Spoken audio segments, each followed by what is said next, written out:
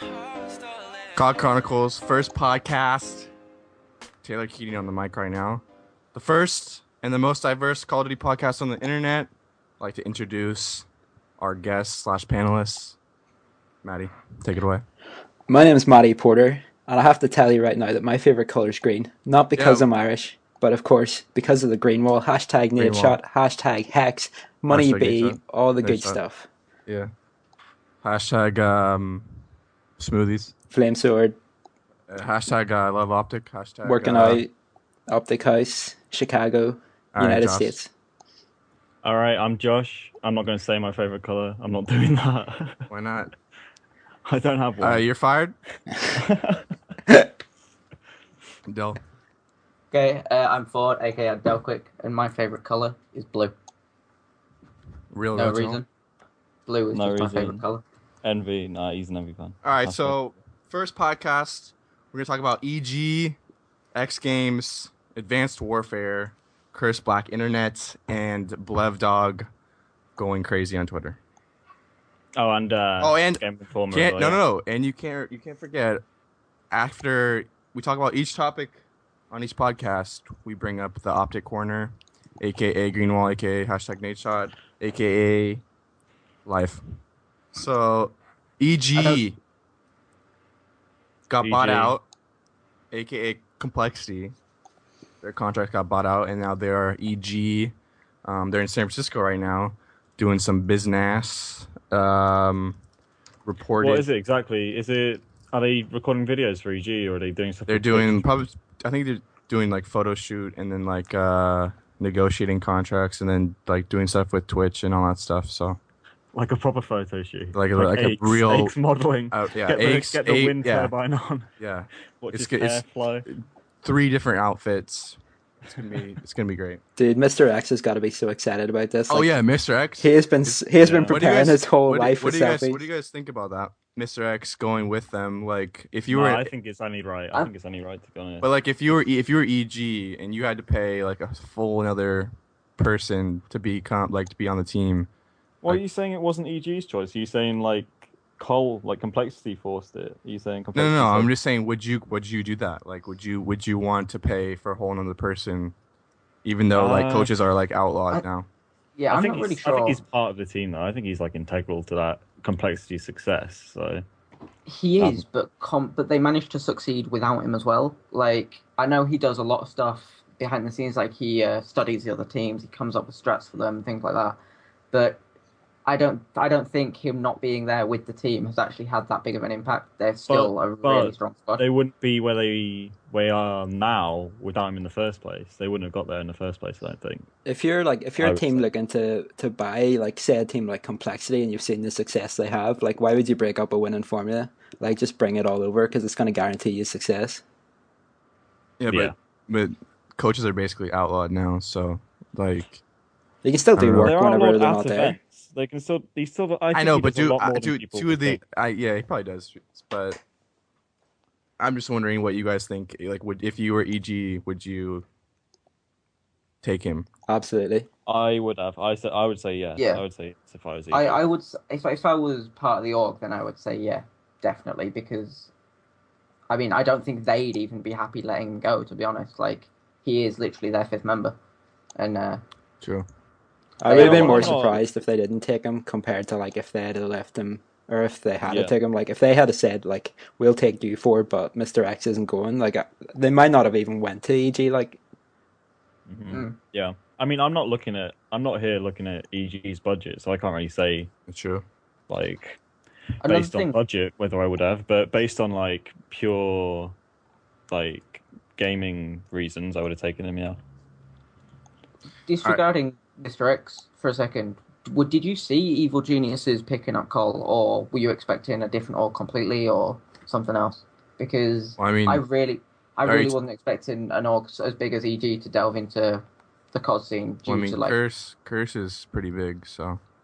Yeah, but I mean, like the stereotypes about the COD scene right now, and I wasn't expecting an org like EG. Well, I mean, when they get an event at the X Games, I think any team would be, or any like organization from any other yeah, I mean that's a good point. That's a good point. But like this has been going on for a while. Like X Games hasn't been announced that long, but like the whole buyout thing isn't like Yeah, well, it's I mean, not we need completely that. news. I'm just really hoping they can bring a bit of professionalism to it because I mean, Curse are a huge organization, and we'll probably get onto it later. They've not exactly been the most professional.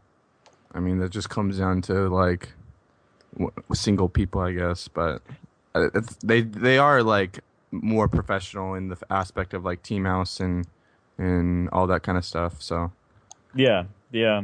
I mean, yeah, but I think a lot of I just organizations and teams need to realize they need to be professional on a personal level as well. yeah, I mean that just comes down to like Call of Duty being like not that huge to where it's like an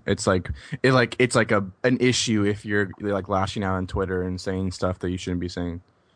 Yeah, I mean, well, they've kind of got to realize I think that you've it's got to be professional to get there in the first place. Yeah, but I think it's because there's not that like we do have a media presence, obviously, but like I don't think that the media presence is big enough to where like it matters if you say something that you shouldn't be saying on Twitter.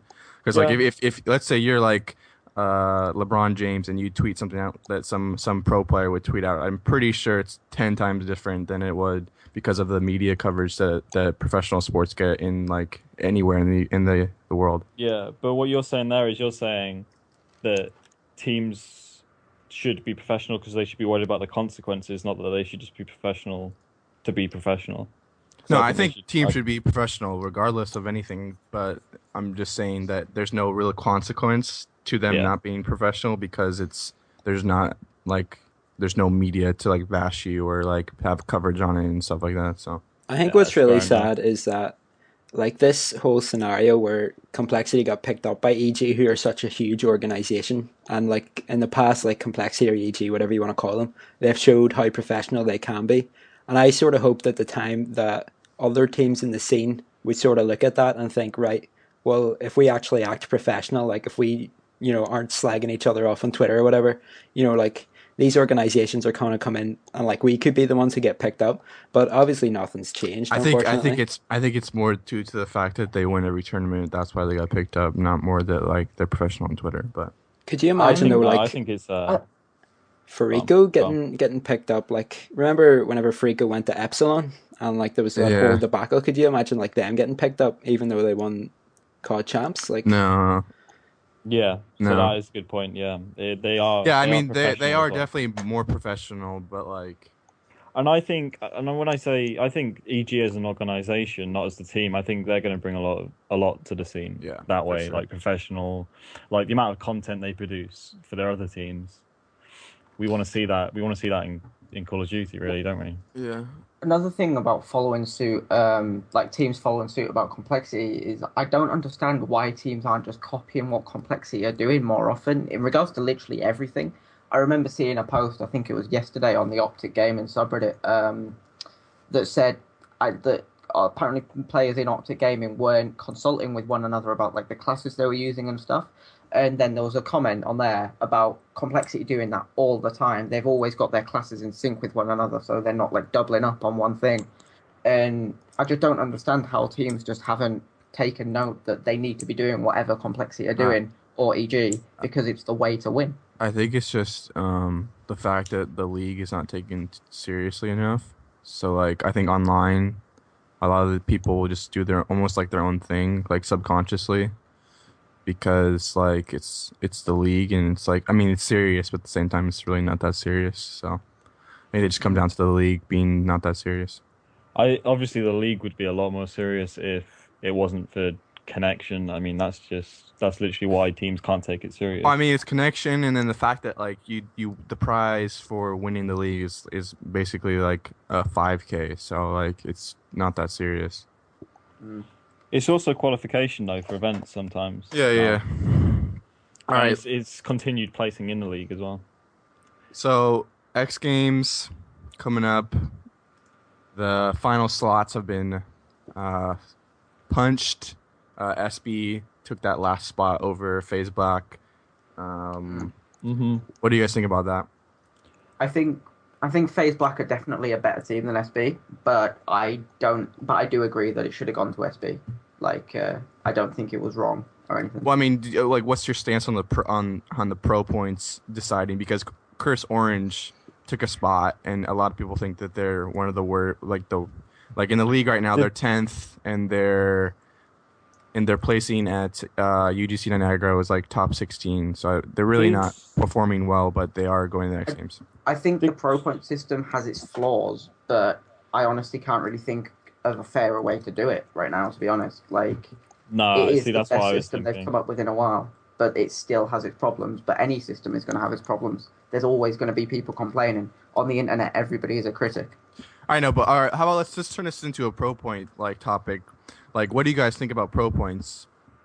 Like, what as is a system? Like, should it so be? I can't think of anything else that we could be doing. Like, maybe they're like a total reset per title.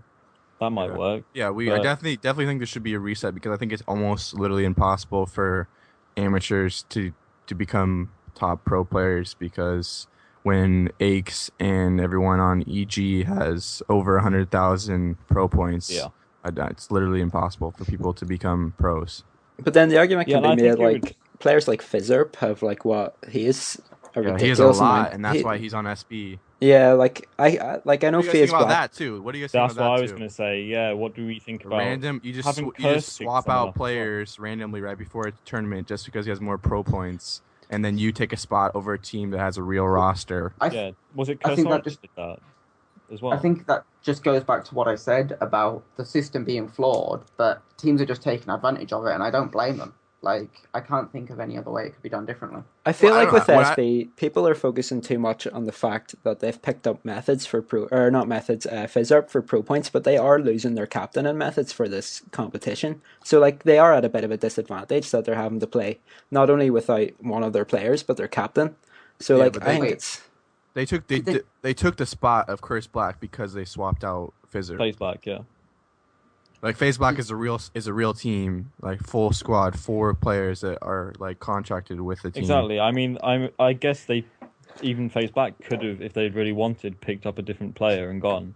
Yeah, like they could have picked up like Fizzerp and then like have more pro points. Like it doesn't make any sense. Yeah, I don't know. It's really hard to say. I think the problem there lies with teams being able to pick up a random player, not the pro point system. Yeah, just that they could pick up a player and take them to X Games. I think we have to wait and see where pro points goes in the next 6 months, and like if there's going to be free agency or trades and stuff like that, like stuff where in pro sports you can't just leave your team and then go to the next team just because an event's coming up and you have more fucking pro points. Like, doesn't make any sense. Yeah, MLG need to they really do need to have a look at the system. On top of that, it's like impossible to get pro points even if you're an AM. Like, it's literally like $300 a month if you played in every like 5K and all that stuff. And you're on top of that, you're going against the best players in the world that already have 100,000 pro points. So it's just the pro point system is, in my opinion, idiotic right at this point. But then isn't that what the bracket at like Anaheim's for, that they can get into the league? And like I know it won't help them in terms of pro points, but like that'll help them sort of move up. Yeah, they'll get into the league, but then once they get into the league, they have a quarter of the pro points that everyone else has. But like apart from X Games, like does it really matter? Well, I mean, they use pro points to seed people in tournaments. So you like instead of playing EG, you play like Justice. But like look how that's worked out for Optic Nation. Though, like they've got in because they're the third. They're not like what are they, third in pro points or second? They're but like second. They've been drawn in the same X Games group as EG. Like so, like for all their pro points, it hasn't really helped them that much. I think that's only because X Games is a completely different system to usual tournaments. That's the only reason. Because 3 teams qualified from their placings at COD Champs. I think that's why the bracket's a bit weird for the groups. Because they've not done it just off seeding. They've done it off, I don't know, it's a bit weird. All right, so segue into when pro points should be abolished. Advanced Warfare, we saw a couple stuff come out the past weeks. There's one more thing about X Games I want to bring up. Just totally don't disregard what I just said then. I was going to say, what do you guys think about? Hey, just take away the show. Actually, I'm just gonna back off. You just do your thing. Okay. Go on, Del. You're in charge from now. Go on. It's a Dell Chronicle. Dell Chronicle. That's a good idea. I was just going to say, what do you guys think about the premium bundle for X Games being updated? Like, for I think it's $189, you get so much for going to see the X Games. I mean, unless you what live do in you get? Texas, I don't really think it matters. Like, I just think I'm looking at the rewards now, and all the stuff you get for buying this premium $89 upgrade, that's like what, about £60 for us. That's practically COD nothing. Chronicle brought to you by X Games. Yeah, but we should add an X Games fucking ad before this. X Games sponsorship. Get on it with your Sounds contacts, Taylor. That's like, wow, look how much you get. If I live Hey, nearby, let's just break down. Yeah. The whole show's breaking down the package. Go to X Games. Yeah, you get a Nate Shot autograph. Nate Shot autograph. I'm sold. I'm there.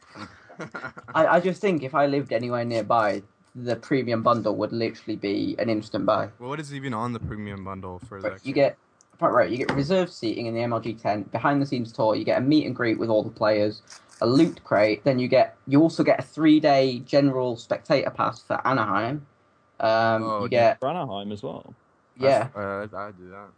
Then you get a premium discount on GB for 1 month premium. You get Turtle Beach PX22s, MLG T-shirt. You get $100 off one of those games cases, like they're spelled GAEMS. Yeah. Those cases, and then you also get 50% off Gunners and a Gunner eye case. That's pretty sweet, actually, to be honest. Then you have to pay the money for the case, and you have to pay the money for the And game then you just gotta case. buy everything else. Yeah. Yeah, I mean, that's why they give you the money off. It's not Alright. really money off. It's because you have to spend. No, enough any- plugging the X Games. We're not plugging the X Games in MLG anymore. It turned into an infomercial for Yeah. a second there. All right, Like, Advanced Warfare. Thanks, Red Bull. We saw the trailer like last week or whatever, and the game's coming out not soon, but it's getting to the point where November is where- going to come out when they always come out. yeah, so it's 5 or 6 months. Getting to the point where Ghost is getting not stale, but like it's getting to the point where it's not exciting that much anymore. Ghost has always it been was stale. It was Well, I There's mean, no question. at the beginning, it's always exciting because it's a new game and stuff. But like the game types and all that stuff kind of hinder the game, in my opinion. For like yeah, I think the Half-Life for this is Isn't that- really short. it's What do very you guys short think- life. What do you guys think about Reinforced or whatever it's called? What they've just brought in. What is into that? Ghosts? It's that new game mode. I haven't played it yet because I haven't actually Could been care on it. less. Could care less. No, No, I've but not they've played it. brought it in with esports rules. And, Okay. What is it? What is it? right, apparently, hold on, let me go. It's and like find one- it. To do with one flag you cap capture the flags flag. to revive your team. It's like- mates or Yeah, it's like a something? mixture of domination, search and destroy. I think. No. Well, you blew I it know, off it sounds- quick. I think it sounds Stick good. to what works, man. Don't change what works. Yeah, That's what I I'm- thought. We just I'm want not sure hardpoint about it, but- CTF and Yeah, search and dude. destroy them. Hardpoint CTF forever. Like Yeah. League of Legends has the same game with the same map Just the one thing, yeah. for 4 years, 3 years. Like, come on. Who was talking about this? Drifter did a video about why things get fixed in League of Legends so quickly, and it's literally because they just have one whole community. They play the same thing that the pros play. That's what I'm And I saying. think this is what Sledgehammer I've been needs to saying do this to for like Advanced 2 Warfare. years. We just need to be playing the same thing. Like everyone needs to be playing the same thing. And no, the pros- literally everything needs to be not exactly the same. I guess you could put in like a different playlist for something else, but like I know what we should do. Add more health. oh my, you just need to have heavy duty, like, anyone. Heavy duty. put the game compatible for both and make it good for both. Like it's really Yeah. not that difficult. Like just don't change it up and don't I mean, make Black Ops did it. Black Ops 2 did it. Black Ops 2 But they that's what we need. That's what we need. considered esports and they made the game a lot better with kill streaks and Hardpoint obviously was a really good addition. So I Well, mean, to be there's fair still to more Sledgehammer, people- they seem there's to be still more doing that. people playing it. Yeah, and Sledgehammer's had people- I think they have is it 3 or 2 years? They had 3 years I think. I think Yeah, think 3 three, years. yeah. 3 It's years. the So first 3 years alright, basically if this game sucks, like they're retarded. There is no doubt in my mind that Treyarch will create an amazing game after Advanced Warfare, even if That's- Advanced Warfare That's is 2 bad years as well. from now. That's 2 years. Yeah, they've already been Settle down. working on it for a year, Settle down. so I'm just saying they've I already mean, been working obviously it's for a going to year. be a good They've game. had so Obviously, much it's- time. It's going to be good because Black Ops They 2 already- was yeah. so successful Yeah, for 'Cause esports. they can just build off of that. They already know what works. All right. I mean, we know that Sledgehammer have been focusing on competitive. Apparently, they've been going to all the events. They've been asking all the players, like, what does the game need to be competitive? Yeah. More health. All right. So Curse Black won the last 5K. A little controversial. They apparently brought in the Samurai Warriors for the 5K and basically obliterated everybody with their modems. So, and then like during / after, Blev Dog, the general manager of Curse Black, went on a little tyrant, going off on people on Twitter saying that they're warriors and they suck and all this stuff. So, what do you guys like? What do you guys think about that? He's just not setting a very good impression. Like, Curse is one of the is undeniably one of the, I'd say, top 5 esports orgs in the world, due to like how many. I think they're the richest esports org currently. Because they have loads of stuff outside of esports as well. Like, I know they've got like a game client. I think they've got a chat client. They just got like 20 websites. Yeah, they do loads of stuff in like Minecraft and forums and things like that. Esports is just one of their side like projects. And for Blevins to go off on such a rant like that when he's representing such a big community, such an important community and organization, is just unprofessional. I'm surprised he hasn't actually seen like any repercussions from Curse. Yeah, I was going to say, I'm surprised nobody at the organization has told him not to. It feels like I definitely think they let him. I think they him, did. Like, I think they probably. You think did. they did? Yeah, Because it literally feels like they've given him a COD team, and then kind of just left him on his own. Just like put the Curse title on it and just left him on his own, because it feels like there was no like organization. I like Curse as an organization, but like the whole like they have like 4 teams now, like internationally too, for COD. Yeah. And on top of that, and then the fact that like Blev Dog doesn't necessarily act. I mean, I like him, I guess, but like he doesn't necessarily act like a general manager or whatever his title is. Maybe Curse, the organization, don't care. Maybe they just were like, here, you go deal with Call of Duty, and then they just like ignore him and let him do whatever he wants. Because the amount of stuff that goes on at Curse is ridiculous. Like, they have like 3 teams at a time. Yeah, like, and they have they're Ryan with Killa like for a month, and he just like quit and walked out, and like there was no repercussions really at all. Like, I think they just let Blev Dog and like the Call of Duty side of Curse just like they just leave it to the side, and they're like, yeah, you do whatever you want, we don't care. Yeah, I think they were one of the first teams to bring contracts in, and I think that was the right step. Because they're one of the first teams, they don't know what actually works and what doesn't for Call of Duty esports yet. So I think it's like I think it's just all baby steps, and they know now. Hopefully, in the future, deal with those situations in a better way. All right. Well, what do you think about Curse Black just annihilating everybody on the 5K? I mean, I would say Connection definitely had something to do with it, but you can't say that's everything. You can't literally say that's the only reason they won. I think it had a lot to do with it, to be honest. Yeah, there were some games there where they were destroying people. Like it was ridiculous. On this game, everybody is a warrior. Some more than others, but it's. I mean, that's every game. But what I saw at least was the fact that like. They weren't destroying EG, but like they were like giving them, it was pretty easy for them. Yeah, and they placed top 16. Like, it's just the fact that they can just do that like that, because the skill gap for pros is so minimal. To be honest, every pro is really good. It's just comes down to team chemistry and how you work as a team. And I think that like their connection won them that tournament. That little advantage can push. It literally can over the edge. Yeah, it's really not that. The skill gap is not tremendous for the top 8 teams. Yeah, like no offense to like the guys on Curse Black or anything, but you absolutely would not see them doing that on a LAN. Like, never. Like that just would not happen. Like obviously the Curse guys are great because they're pros and whatever, they're awesome.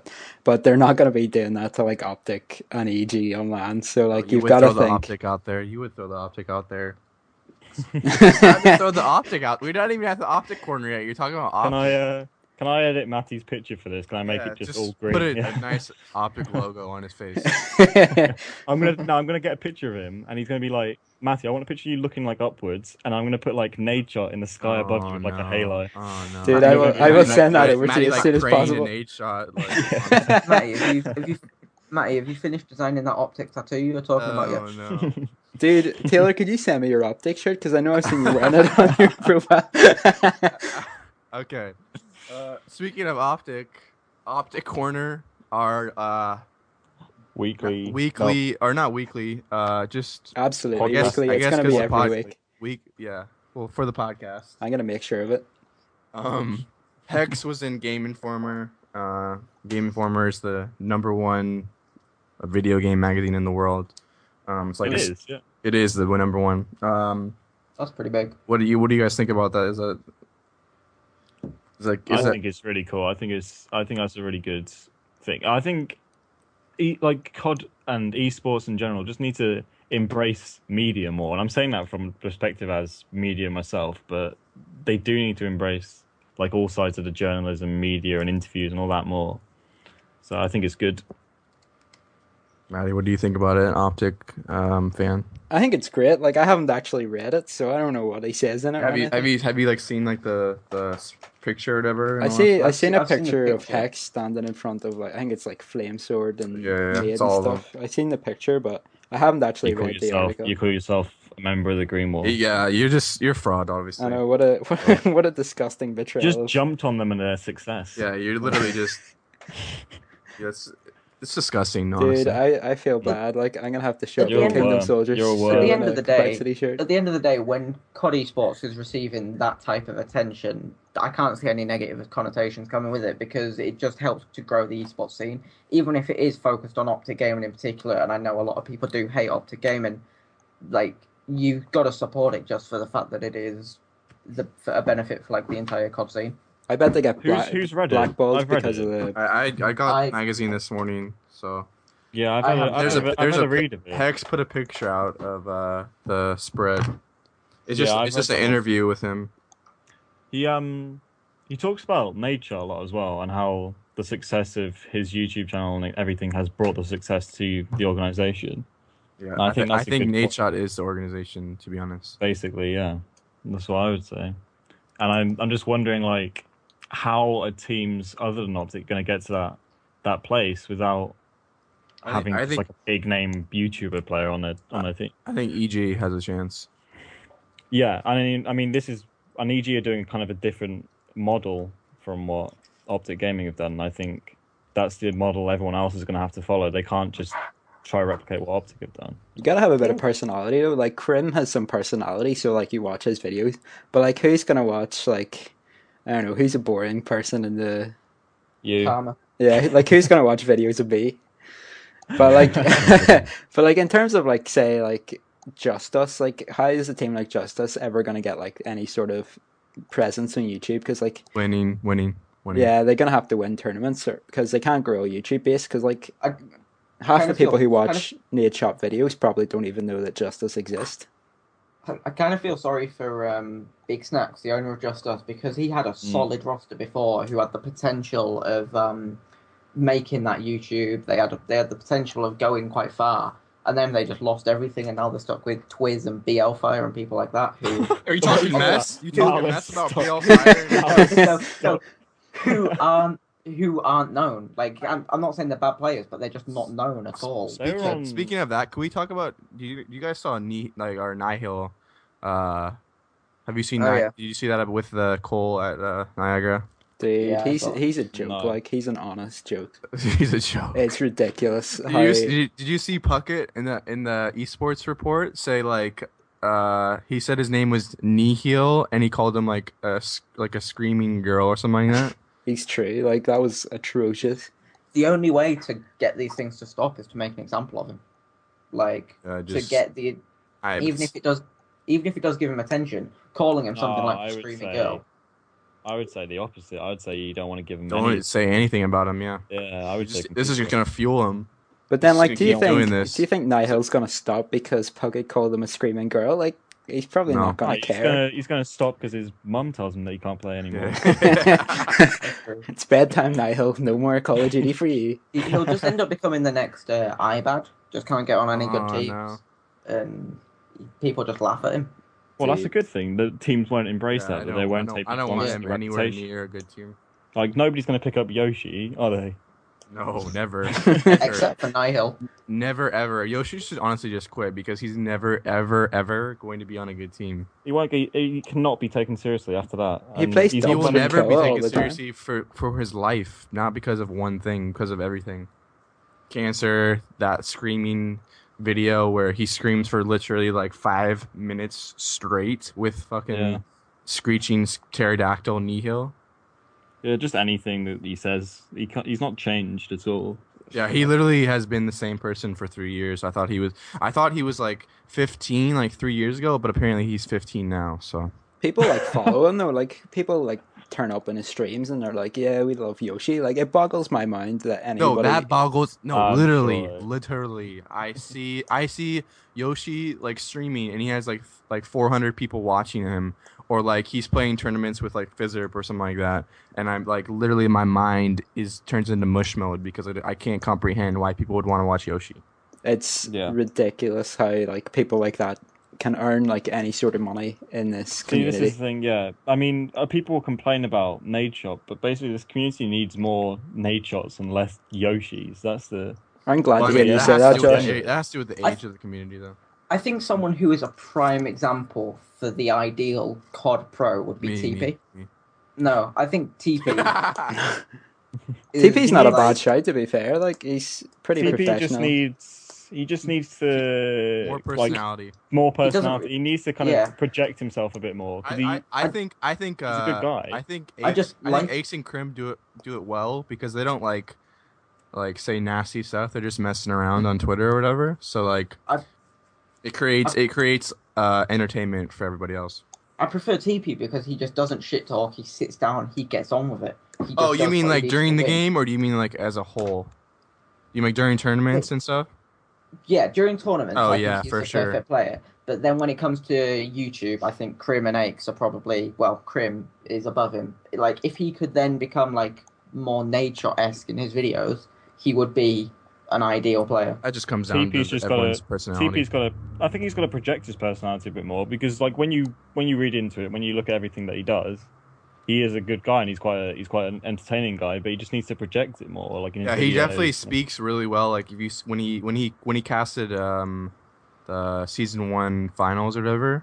Packs. Yeah. PAX. Like he speaks really well. He just needs to market himself better, I think. Yeah. Yep.